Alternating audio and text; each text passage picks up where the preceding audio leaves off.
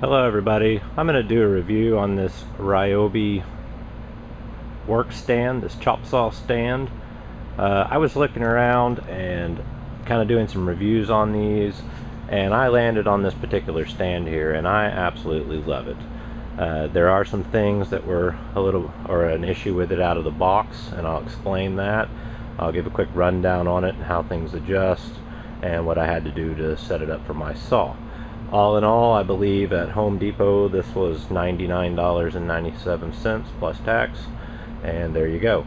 They of course have stands with wheels on them to move them around. This is not one of those. This is one you have to manually carry, and probably weighs, I'm going to guess, between 30 and 40 pounds without the saw on it, which is not too bad. You know, this is primarily just for my use at home. You know, I'm not going to be taking it to job sites or anything like that, so you know, this may not be quite appropriate for somebody who's in the actual die-hard contractor field where they're throwing it in the truck every day and moving it around, but for me, it works great. So I'm going to go ahead and come in and start with the saw itself, and you can see there's two guide bars here. This is all primarily a steel stand, which I find to be a benefit, but that's what makes it a little heavy to take it around, but that weight is an added benefit because it's quite rigid. One of the first complaints that I could have with it is, you know, if you're on an uneven surface, you can see I have a piece of plywood on the ground here. There are no leg adjustments for length. You know, I kind of feel like there should be one on one leg on one side and then maybe one on the opposite side. So if you are on a terrain that's not quite right, you know, you can manipulate the saw stand without having to, you know, put something down like I did. But in my case, it's no big deal. I don't really call it a, you know, a big flaw in the saw, especially for the price, but it's just something that I did note. It comes with these two guides here. This is a guide rail system, and these levers are what lock it down, and your saw is mounted to it. Now it says in the manual if your saw won't directly bolt to this, which in my case it did not, that, you know, they recommended putting a board across here like a piece of plywood or MDF and bolting it to here and then bolting your saw in turn to it. Well, I kind of wanted to leave mine open on the bottom, so, you know, any dust or anything that went down here would just fall instead of just covering up the table. So what I did in my case was I just took a piece of flat steel stock, as you can see here, and I cut it to length, drilled 3 holes, one on either end and one in the center where the mount would be for my particular saw. Painted it black, bolted it on, and it works great. You know, so that's just an idea as an option maybe for somebody else that, you know, doesn't also want to have to make a complete plate for this. I actually did read some reviews on this with people who actually purchased Ryobi saws and they wouldn't even fit the Ryobi stand properly, which I found a little bit odd. But anyway, it works out as it's intended. So what you can also do with this, you can flip these levers up, both of them, and sorry about the camera, and you can actually slide the saw down to either side to give yourself a little more distance with these outriggers. So I'm going to go ahead and move one of these outriggers out, kind of give you an idea. There's a thumb wheel on the back, just loosen it and it will pull out and you'll feel it stop, and it'll stop right about there, and you just go ahead and lock this in. So now you have a place here to support what you're cutting. And by looking at that, I'm guessing that may be about 3.5 feet there, and the other side goes out as well. I don't have a measurement on the total, but it's quite long. While I'm here, there is an adjustment here where you can elevate this support up and down. This does not have a roller on it. This is just a round tube. I hadn't used it all that much, but I don't think it's going to be an issue. And you can also loosen this one and raise this support up, which is actually a backstop, so if you want to make repetitive cuts.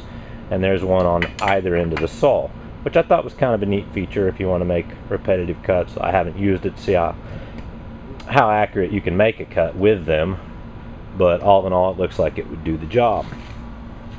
Now on the legs themselves, to fold them up, there is a pin you push here, and then the leg will fold up and it will indent down into this notch and keep it in its closed position. So once you get all 4 of those up, then it's ready to roll. Now speaking back about these saw runners here that the saw's mounted to, there are little plastic feet on the bottom of this, so you can still use the saw on a sawhorse table or on the ground or wherever. So I kind of like that because, you know, around the house, you know, sometimes I'm not going to set up, and, you know, I've been doing some remodeling, so obviously that's kind of why I bought this, because it was hurting me to get up and down so many times hanging molding or cutting baseboards or whatever I was doing. So that's really why I bought this. But for a small job, I can still carry my saw around, take it into wherever I'm working, and do the job I need to do, and we'll call that good.